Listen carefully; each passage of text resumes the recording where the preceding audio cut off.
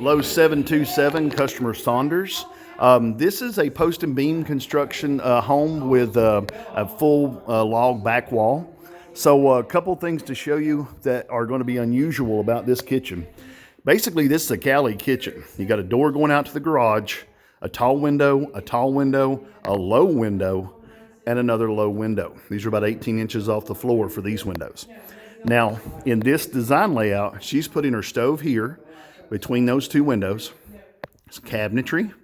Her refrigerator here between those two windows. That's 82.5 inches to the bottom of that beam, so no problem for the fridge. Then you've got a small cabinetry here, no cabinet to the left of that window, okay? Now, that's the simple side. When I come back over here, you've got one post. See that top rail right up there? Runs all the way through that beam. So you've got one post here. You've got another beam. These are again in the drawing, beams that run all the way the length. You've got another post that should be about equal distance. This one is 66. That one back there is 66 3/4 from the right-hand wall. Now the measurements I'm giving you are the spacing from each of these beams. And I've given you where the face of the beam is. See, this beam is 7 inches wide by 5.5 inches wide, okay? So I've given you where the face of each beam is because that beam, this beam, which are the two closest to the windows, and that beam are all turned the same direction. But this beam, as out of those four, 1, 2, 3, 4, this beam, the fourth beam, is turned 90 degrees to that. It is 5.5 on this face and 7 on this face, okay? Now, one more beam, which is down the line from this one is turned 90. You've got a beam here, and again, it's turned 5.5 by 7, okay? Now, the measurements I'm giving you are between the beams. Then you have to account for the beam thickness to get your overalls. But let's just start real quick with what we're looking at for the room. In this layout here, from the right-hand side of this beam, she wants to have a sink behind cabinetry, behind that beam, and then across this way where the sink and the dishwasher would be in the island here. Ma'am, did you say dishwasher right-hand side? Yes, dishwasher's on the right-hand side of the sink, so closer to the beam.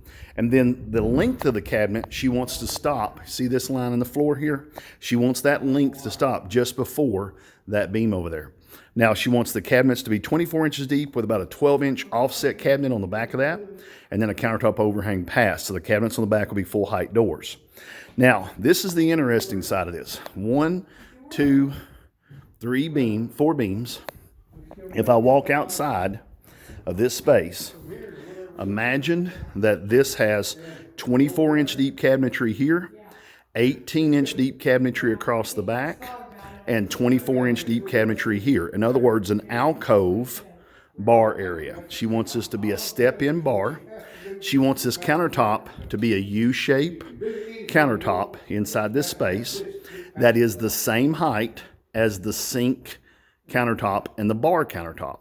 So basically this is a U-shaped alcove space here, and then it steps into where the dishwasher and sink is there, all one level, and then it has the countertop overhang on the back for bar seating that again comes inside this same space.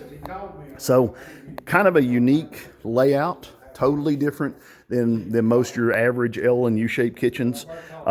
Plenty of notes on the drawing, plenty of information about beam and placement location, but since we do not have a preliminary, I can't really comment on how your design is until you get something for me to look at.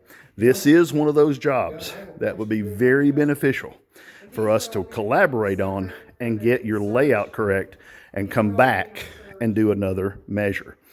Because this one's going to be one that would be very easy to misplace where you're at when you're doing the design. Give me a call if you need to at 423-650-1051. Have a good day.